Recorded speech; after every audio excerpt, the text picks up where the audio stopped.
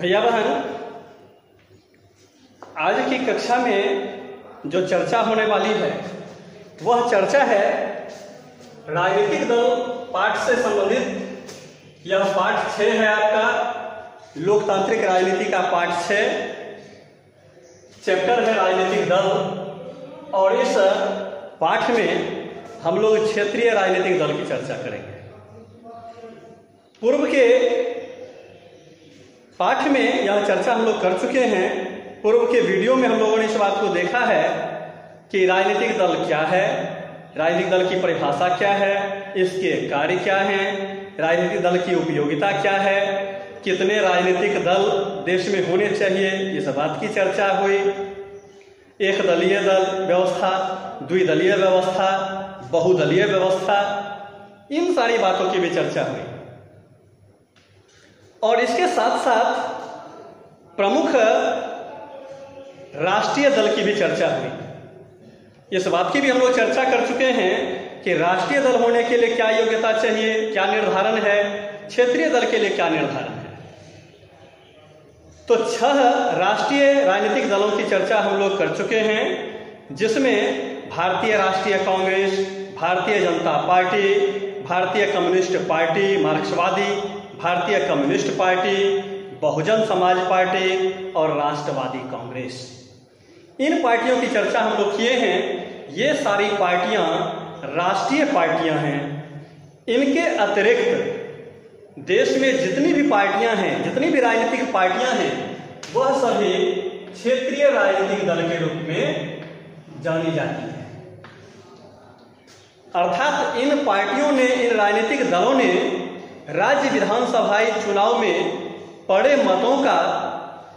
कुल पड़े मतों का 6% प्राप्त किया था और साथ ही साथ कम से कम 2 सीट इन्होंने राज्य विधानसभाओं में प्राप्त किया था। इस आधार पर इन पार्टियों को क्षेत्रीय राजनीतिक पार्टी की संज्ञा दी गई।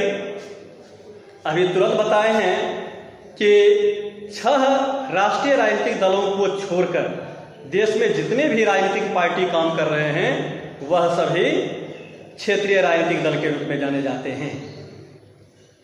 तो आज के पाठ में एक और बिंदु की चर्चा हम लोग करने जा रहे हैं। वह बिंदु है राजनीतिक दलों के लिए चुनौतियां।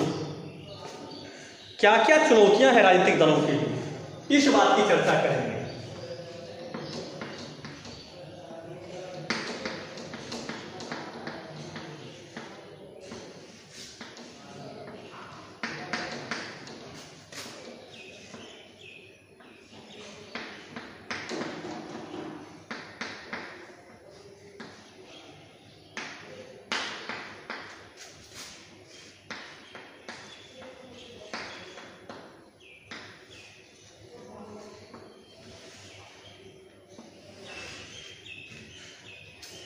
इससे पहले कि राजनीतिक दलों के लिए क्या क्या चुनौतियां हैं, इस बात की चर्चा मैं करूं, पहले यह जानना आवश्यक है कि ये चुनौती शब्द क्या है। चुनौती शब्द क्या है, इसकी व्याख्या आवश्यक है। तो इस संदर्भ में आपको ये बताना है कि चुनौती ऐसी परिस्थितियां हैं जिसका समाधान कठिन अवश्य है लेकिन असंभव नहीं है। अर्थात कभी कभी ऐसी परिस्थितियां हमारे सामने आती हैं जिसका सामना करने में हम घबरा जाते हैं, परेशान हो जाते हैं, कोई रास्ता नजर नहीं आता है। लेकिन यह बात तय होता है कि अगर सूझबूझ से रास्ता निकाला जाए, धैर्यपूर्वक काम किया जाए, तो इन कठिन परिस्थितियों का सामना हम कर सकते हैं। तो ऐसी कठिन परिस्थितियां, ऐसी परिस्थितियां जो कि कठिन तो हैं लेकिन इसका समाधान भी संभव है, ऐसी परिस्थितियां ही चुनौती कहलाती है। तो अब इस आधार पर हम लोग पाठ को आगे लेकर के चल रहे हैं। इस संदर्भ में हम लोग आगे बढ़ने जा रहे हैं कि राजनीतिक दलों के लिए क्या क्या चुनौतियां हैं। अभी हम लोगों ने देखा है पूर्व के पाठ के अंश में, इस पाठ के अंश में हम लोग पहले भी चर्चा किए हैं कि राजनीतिक दल लोकतांत्रिक व्यवस्था में एक अनिवार्य तत्व है। बगैर राजनीतिक दल के लोकतांत्रिक व्यवस्था का सफल होना बहुत ही मुश्किल है, लगभग असंभव सा है। तो अब जो कि यह एक अनिवार्य तत्व के रूप में लोकतांत्रिक व्यवस्था में देखी जा रही है, तो इसके सामने कुछ चुनौतियां भी हैं, कुछ ऐसी परिस्थितियां हैं जिसका राजनीतिक दलों को सामना करना पड़ रहा है। तो ऐसी कौन कौन सी चुनौतियां हैं, क्रमशः इसकी चर्चा हम लोग करने जा रहे हैं।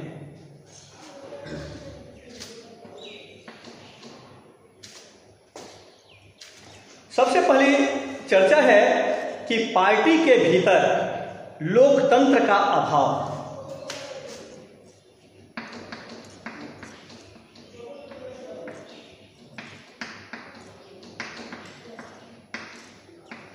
पार्टी के भीतर लोकतांत्रिक भावना का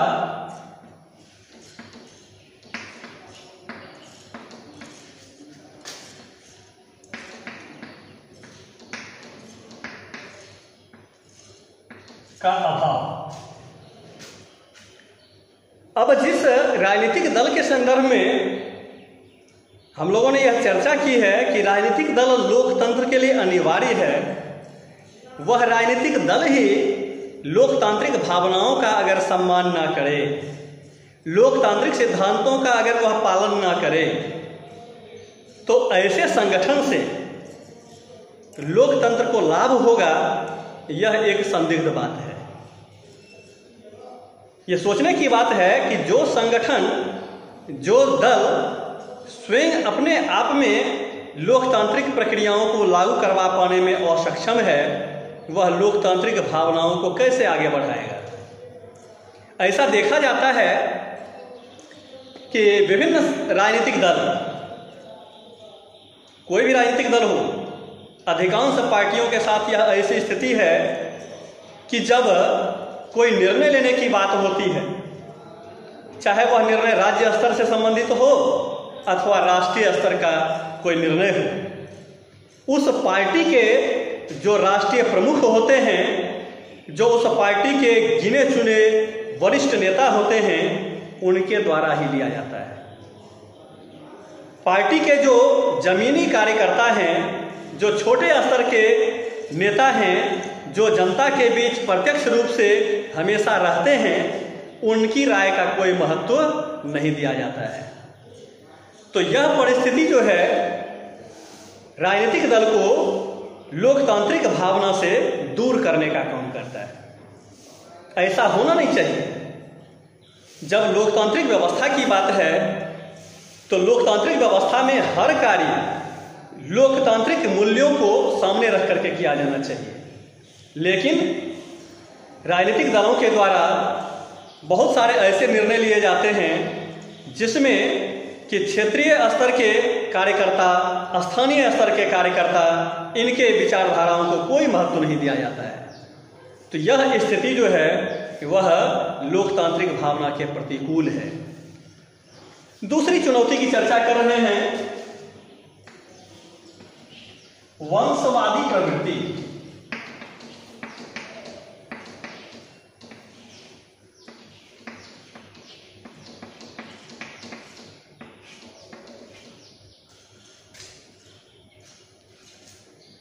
राजनीतिक दलों में आज वंशवाद का स्वरूप जो है वह काफी विस्तृत हो चुका है। वंशवाद ने विभिन्न राजनीतिक दलों में अपनी जड़ें जमा ली हैं।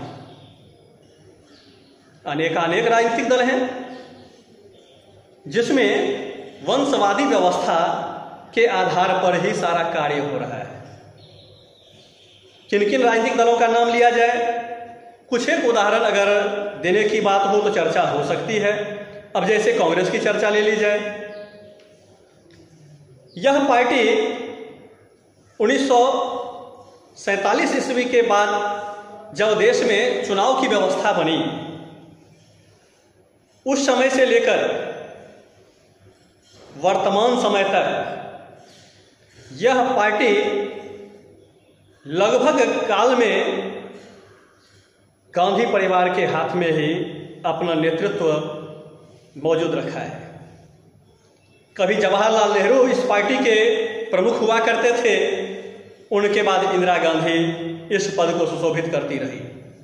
प्रधानमंत्री पद के उम्मीदवार की ही बात हो तो जवाहरलाल नेहरू के बाद प्रधानमंत्री के पद पर स्वर्गीय श्रीमती इंदिरा गांधी आई। उनके बाद राजीव गांधी पार्टी के प्रमुख बने, प्रधानमंत्री पद पर भी आए। इसके बाद प्रमुख पद पर, इसके अध्यक्ष पद की जब बात हुई तो सोनिया गांधी जी को अध्यक्ष बनाया गया। उनको हटने की बात हुई तो राहुल गांधी जी को अध्यक्ष पद पर लाया गया। फिर देख रहे हैं कि प्रमुख मुद्दों में प्रियंका गांधी या और उस परिवार से संबंधित लोगों की भूमिका बढ़ती जा रही है। अन्य पार्टी की चर्चा कर लें, यह समाजवादी पार्टी की चर्चा हो जाए तो समाजवादी पार्टी में कभी मुलायम सिंह यादव प्रमुख हुआ करते थे। उनके पद से हटने के बाद उनके पुत्र ने कमान संभाल लिया। अखिलेश यादव ने इस प्रकार के दायित्व को संभाला है, तो पिता के बाद पुत्र। फिर अगर बिहार की चर्चा करते हैं तो बिहार में राष्ट्रीय जनता दल की बात आप कर लें। लालू प्रसाद यादव राष्ट्रीय जनता दल के कभी प्रमुख हुआ करते थे, मुख्यमंत्री पद पर भी वह बहुत समय तक रहे हैं। उनके पद को जब छोड़ने की स्थिति आई तब उनके ही परिवार के, उनकी पत्नी ने मुख्यमंत्री पद को सुशोभित किया। जब उन्हें उस पद को छोड़ना पड़ा तो तेजस्वी यादव, तेज प्रताप यादव, वह इस पार्टी की कमान को संभाले हुए हैं। फिर लोक जनतांत्रिक पार्टी लोजपा की जब चर्चा करते हैं तो उस पार्टी में भी आप देख रहे हैं कि कभी रामविलास पासवान प्रमुख हुआ करते थे, अब उनके पुत्र चिराग पासवान मोर्चा संभाले हुए हैं। और भी अनेक पार्टियां हैं जिसकी अगर चर्चा की जाए तो उसकी लंबी सूची है, लेकिन उतनी गहराई में नहीं जाना है। पाठ को कुछ उदाहरणों के माध्यम से हमें समझना है। तो जिन उदाहरणों की चर्चा मैंने आपके सामने की है, आप इस बात को समझ रहे होंगे कि विभिन्न राजनीतिक दल जो हैं, चाहे वह राष्ट्रीय दल हो चाहे वह क्षेत्रीय दल हो, उसमें वंशवादी प्रवृत्ति प्रवेश कर चुकी है, गहरी जड़ें जमा चुकी है। और इस प्रकार की प्रवृत्ति जो है वह राजनीतिक दलों के लिए एक गंभीर चुनौती प्रस्तुत करता है। तीसरी चुनौती है धन और बल का बढ़ता प्रयोग।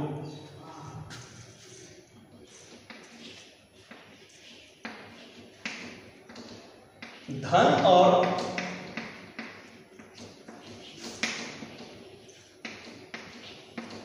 बल का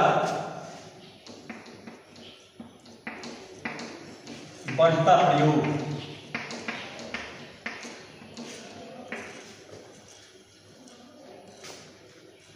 आज राजनीति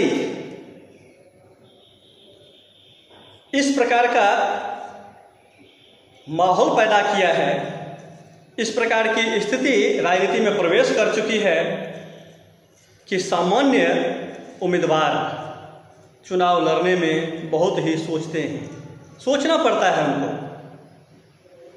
क्योंकि देख रहे हैं चाहे वह लोकसभा का चुनाव हो, चाहे राज्य विधानसभा का चुनाव हो या फिर राज्यसभा का ही चुनाव हो, इसमें बड़े बड़े पूंजीपति लोग चुनाव में भाग लेते हैं, चुनाव लड़ते हैं, प्रचार प्रसार करते हैं, रैलियां करते हैं, पोस्टर के माध्यम से प्रचार करते हैं, टीवी पर उनके कार्यक्रम आते हैं, उनका इंटरव्यू दिखाया जाता है, उनकी नीतियों को सामने लाया जाता है। तो इस प्रकार के कार्य में राजनीतिक दल बहुत ही अधिक धन का प्रयोग करते हैं। तो यह बढ़ता हुआ धन का प्रयोग सामान्य उम्मीदवारों के लिए एक चिंता की बात है। उसका दुरुपयोग निर्वाचन आयोग के लिए भी एक चुनौती प्रस्तुत करता है, राजनीतिक दलों के लिए भी एक चुनौती है। न केवल धन का बढ़ता प्रयोग, आज हम लोग देख रहे हैं कि राजनीति में बाहुबल की भी भूमिका महत्वपूर्ण हो गई है। आज बड़े बड़े अपराधी राजनीति में प्रवेश कर चुके हैं। पहले ये अपराधी राजनेताओं को चुनाव जीतने में सहयोग किया करते थे, लेकिन बाद में उन्हें महसूस हुआ कि हम इन्हें सहयोग करके जो चुनाव में जीत दिला रहे हैं, हम स्वयं ही क्यों ना चुनाव में खड़े हो जाए। तो इस प्रकार से वह चुनाव में स्वयं ही खड़े होने लगे और अपने बाहुबल का प्रयोग उन्होंने करना शुरू किया। मतदाताओं को डरा धमका करके, विपक्षी पार्टी के उम्मीदवारों को डरा धमका करके, बल प्रयोग करके, ऐसे प्रत्याशियों की हत्या करके, अनेक प्रकार के हथकंडे को अपनाकर उन्होंने राजनीति में अपने आप को स्थापित किया है। तो धन और बल की बढ़ती हुई भूमिका जो है वह राजनीतिक दलों के लिए बहुत बड़ी चुनौती की स्थिति पैदा करता है। एक और यह चुनौती की चर्चा हम लोग करने जा रहे हैं, वह चुनौती है विकल्पहीनता की चुनौती।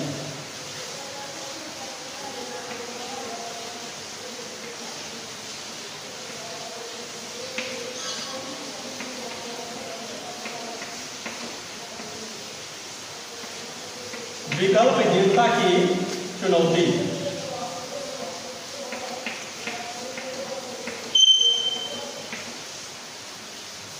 विकल्पहीनता अर्थात विकल्प का अभाव। आज मतदाता अपने आप को काफी ठगे महसूस करते हैं। उनको लगता है कि जब विभिन्न राजनीतिक दलों का हम निरीक्षण करते हैं, चिंतन मंथन करते हैं उनकी कार्य पद्धति पर, तो पाते हैं कि लगभग सभी राजनीतिक दल में भ्रष्टाचार का प्रवेश हो चुका है।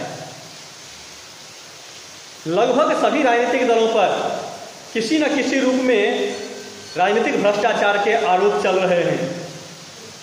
आपराधिक पृष्ठभूमि में आने की यह स्थिति देखने को मिल रही है। तो चुनाव के समय मतदाता इस बात को सोचने को मजबूर हो जाते हैं कि अब इन्हें वोट किया जाए कि इन्हें वोट किया जाए, क्योंकि एक भी पार्टी आदर्श स्थिति में है नहीं। तो ऐसी स्थिति में जनता दिग्भ्रमित होती है, वह सोच में पड़ जाती है और ऐसी स्थिति उन्हें मतदान प्रक्रिया से दूर करने का काम करता है। उन्हें लगता है कि हर एक पार्टी की स्थिति लगभग एक ही है, वोट देना ना देना बराबर है। तो ऐसी सोच लोकतांत्रिक व्यवस्था के लिए भी घातक है और राजनीतिक दलों के जो उद्देश्य हैं, जो उसका लक्ष्य है, उसकी पूर्ति में भी यह बाधक है। तो अभी तक हम लोगों ने राजनीतिक दलों के लिए जो चुनौतियां हैं, इसमें 4 चुनौतियों की चर्चा की है। ये प्रमुख रूप से 4 चुनौती हैं। एक हो गया पार्टी के भीतर लोकतांत्रिक भावना का अभाव। दूसरी चुनौती की चर्चा हम लोगों ने की है वंशवादी प्रवृत्ति। तीसरी चुनौती की चर्चा की है धन और बल की बढ़ती हुई भूमिका। और चौथी चुनौती की चर्चा हम लोगों ने की कि विकल्पहीनता की स्थिति। इतनी चर्चा होने के बाद हमारे मन में भी घोर निराशा का वातावरण तैयार होता है। आम नागरिक यह सोचने को मजबूर हो जाते हैं कि राजनीतिक दलों की स्थापना किस उद्देश्य को लेकर के की गई थी और वो कर क्या रहे हैं। राजनीतिक दल निरंतर वह अपने आदर्श स्थिति से बाहर होते चले जा रहे हैं। स्थिति ऐसी बन रही है कि वह लोकतंत्र के लिए भी कभी कभी घातक स्थिति उत्पन्न कर देते हैं। तो अब प्रश्न है कि क्या इसी स्थिति में व्यवस्था को चलाना है? क्या लोग समझौता कर लें राजनीतिक दलों से कि आप जो भी कर रहे हैं वही हमें स्वीकार कर लेना है? नहीं, ऐसी स्थिति नहीं है। राजनीतिक दलों को सुधारा जा सकता है। राजनीतिक दलों को यह सोचने के लिए मजबूर किया जा सकता है कि जनता ही सर्वे सर्वा है। राजनीतिक दल अपने मन के मुताबिक शासन को नहीं चला सकते हैं, व्यवस्था को तोड़ मरोड़ नहीं सकते हैं। जनता के हितों के लिए उनको काम करना ही होगा। इसके लिए कुछ एक सुझाव की चर्चा है, उस सुझाव की चर्चा अभी करने जा रहे हैं।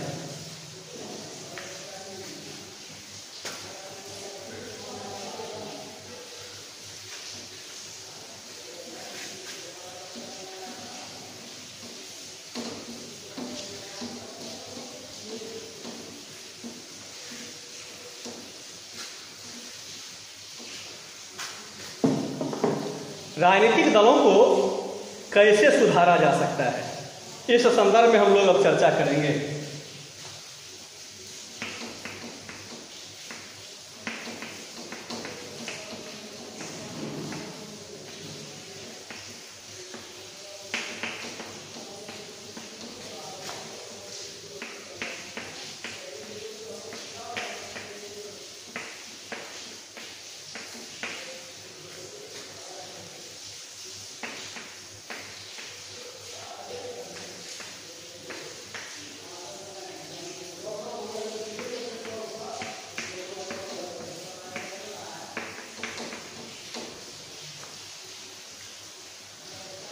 इस बिंदु की चर्चा हम लोग करने जा रहे हैं।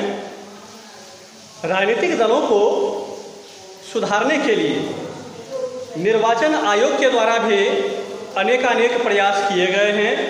उनके द्वारा किए गए कार्यों की चर्चा हम लोग क्रमशः करने जा रहे हैं। सबसे पहले दल बदल कानून में संशोधन।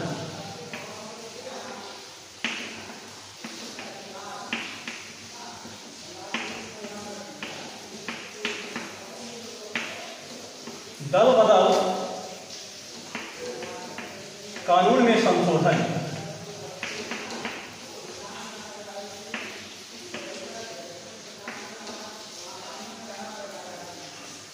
ऐसा देखा जा रहा था राजनीतिक दलों के द्वारा कि कोई उम्मीदवार किसी पार्टी के चुनाव चिन्ह पर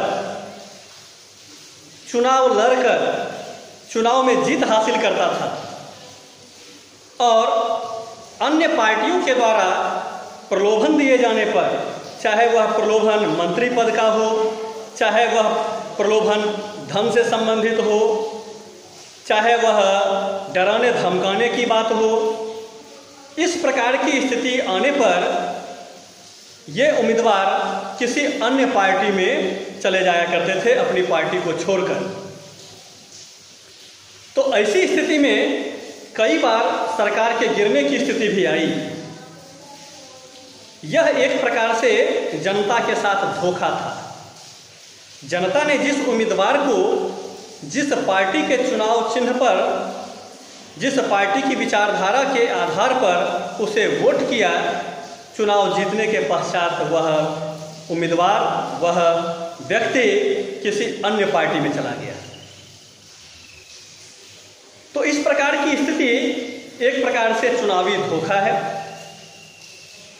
और अनेक बार सरकार विघटित भी हुई है इस स्थिति को लेकर के। तो इस स्थिति को रोकने के लिए निर्वाचन आयोग के द्वारा यह ऐसी व्यवस्था बनाई गई, इसको रोकने का प्रावधान किया गया। दल बदल कानून बनाए गए। दल बदल कानून बना करके ऐसी स्थिति को रोकने का काम किया गया कि जो उम्मीदवार जिस पार्टी से चुनाव लड़ते हैं, अगर उस जीते हुए सीट को, जिस पार्टी से वह जीता है लड़ करके, अगर उस पार्टी को छोड़ता है तो उसकी उम्मीदवारी रद्द हो जाएगी, सदन में उसकी सदस्यता रद्द हो जाएगी। इस प्रकार के कानून बनाए गए हैं। तो ऐसा होने से काफ़ी हद तक इस परिस्थिति पर रोक लगी है। दल बदल कानून ने राजनीतिक दलों को काफ़ी हद तक सुधारने का काम किया है, उस पर अंकुश लगाने का काम किया है। दूसरा जो उपाय है वह राजनीतिक दलों को सुधारने के लिए वह है धन बल को रोकने के लिए कुछ उपाय किए गए हैं। शपथ पत्र लाने की बात कही गई है।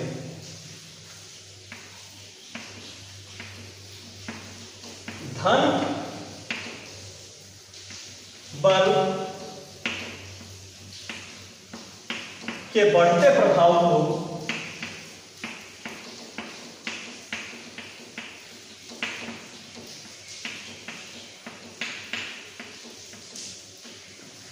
रोकने के लिए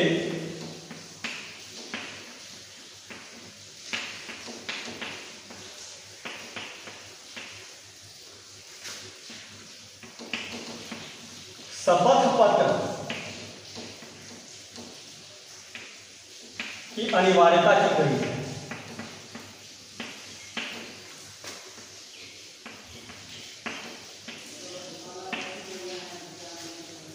क्या है ये अनिवार्यता? क्या है ये शपथ पत्र?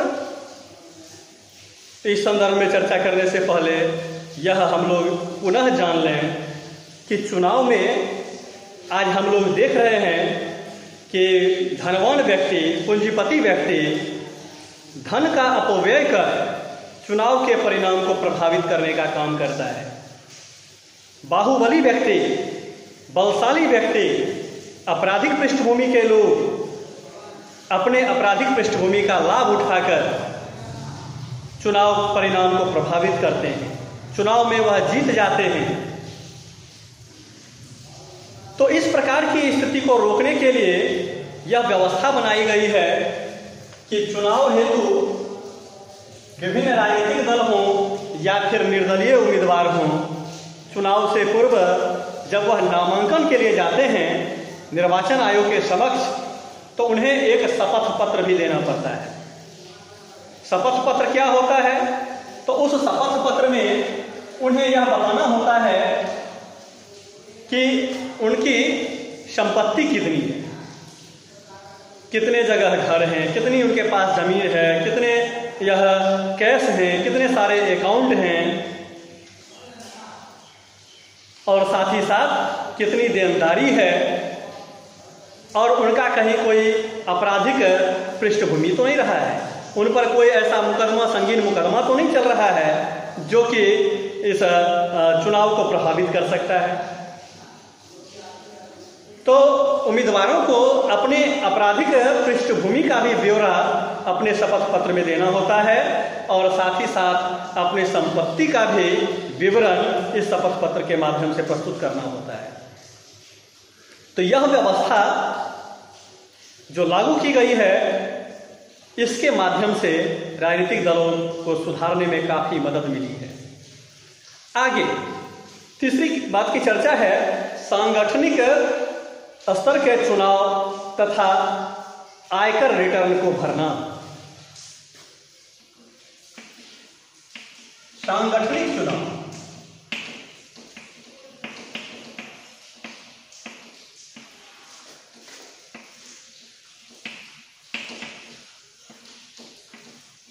तथा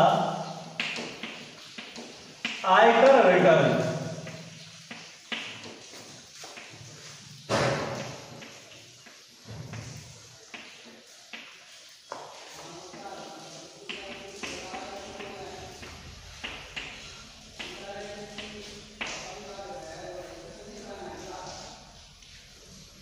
विभिन्न राजनीतिक दलों के संदर्भ में जब हम लोग अध्ययन किए हैं तो इस बात की जानकारी प्राप्त हुई है कि बड़े बड़े राजनीतिक दल जो हैं वह अपने परिवार के इर्द गिर्द ही सिमट करके रह गए हैं। जमीनी कार्यकर्ताओं को इसमें कोई महत्व ही नहीं दिया गया, इसमें कोई स्थान ही नहीं दिया गया।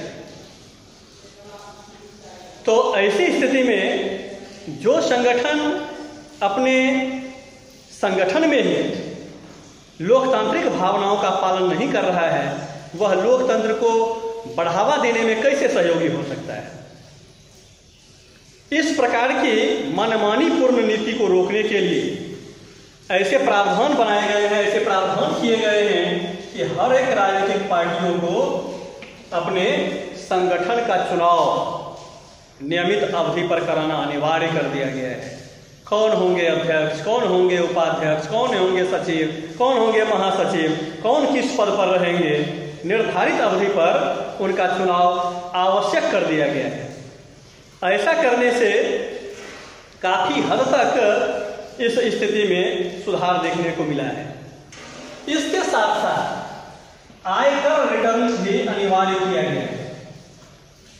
विभिन्न राजनीतिक दल की जो आमदनी है, चाहे वह किसी पूंजीपति के द्वारा उन्हें धन प्रदान किया गया हो या किसी सामान्य व्यक्ति के द्वारा डोनेट किया गया हो या और किसी भी माध्यम से जो उन्हें धन प्राप्त हुए हैं और जो उनके द्वारा खर्च किए गए हैं, यह आय व्यय का रिटर्न भी चुनाव आयोग के समक्ष प्रस्तुत करने की बात कही गई है। तो ऐसा करके भी राजनीतिक दलों के मनमानी पर नियंत्रण लगाने का प्रयास किया गया है और यह कदम जो है लोकतंत्र के लिए काफी लाभदायक साबित हो रहा है। इसके आगे राजनीतिक दलों में सुधार के लिए एक और जो महत्वपूर्ण कदम उठाए जाने चाहिए, इस पर भी चर्चा है।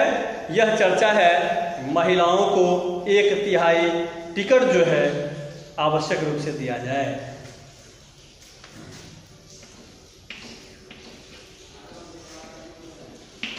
महिलाओं को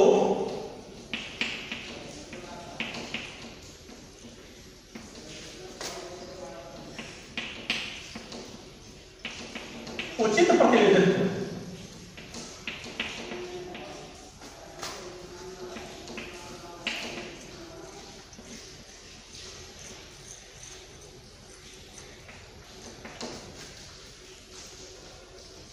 इस प्रकार के प्रावधान को लागू करके, चूंकि हम लोग देख रहे हैं कि महिलाओं की भी एक बड़ी जनसंख्या है अपने देश में, लगभग आधी जनसंख्या महिलाओं की है, तो बार बार इस संदर्भ में ये चर्चा होती है कि जब देश में राज्य स्तर का चुनाव हो या फिर केंद्रीय सरकार के गठन के लिए चुनाव हो, इन चुनावों में महिलाओं को कम से कम 1/3 सीट अवश्य दी जाए, 1/3 सीटों पर उन्हें खड़ा अवश्य किया जाए।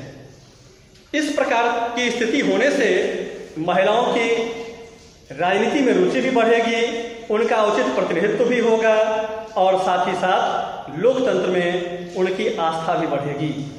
ऐसा करने से राजनीतिक दलों के जो लक्ष्य हैं वह भी अपने लक्ष्य तक पहुंचने में काफी हद तक सहायक होंगे। पांचवी बात कि चुनाव का खर्च जो है वह सरकार उठाए।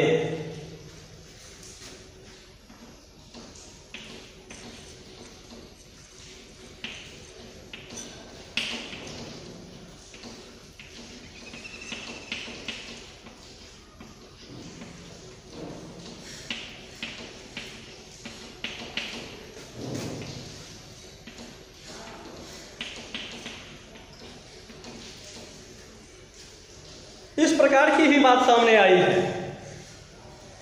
कि बहुत सारे ऐसे उम्मीदवार होते हैं जो कि चुनाव लड़ने के इच्छुक तो हैं, लेकिन उनके पास धन का अभाव है। वह चुनाव लड़ने से डरते हैं, चुनाव में अपनी सहभागिता करने से परहेज करते हैं।